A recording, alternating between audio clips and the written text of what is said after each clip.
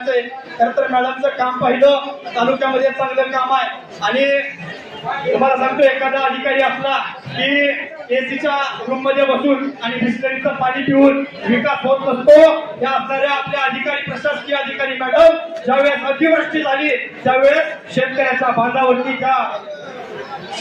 बांधावर जाऊन मॅडमनी खऱ्या अर्थानं तुम्हाला खोटं सांगितलंय. शेतकऱ्याच्या बांधावरती जाऊन शेतकऱ्याला न्याय देण्याचं काम आणि आधार देण्याचं काम प्रशासनाच्या वतीने डॉक्टर मुरारजी मॅडम यांनी केलं. म्हणून आपल्या सर्व शेतकरी बांधवांना विनंती आहे की आपलं काही काम असेल तहसील मधलं काम असेल तर मॅडम इतक्या मला वाटत नाही की इतक्या फील्ड वर्करची काम करणार एखादा प्रशासकीय अधिकारी असू शकतो. मी सकाळी आल्यापासून पाहतोय मॅडमची एकच धावपळ आहे. त्या स्टॉलकडे जातात त्या स्टॉलकडे जातात सगळीकडे राऊंड मारतात. ही खऱ्या अर्थानं एक चांगले अधिकारी देखील आपल्याला या ठिकाणी भेटलेले आहेत आणि त्याचा आपण फायदा घेतला पाहिजे.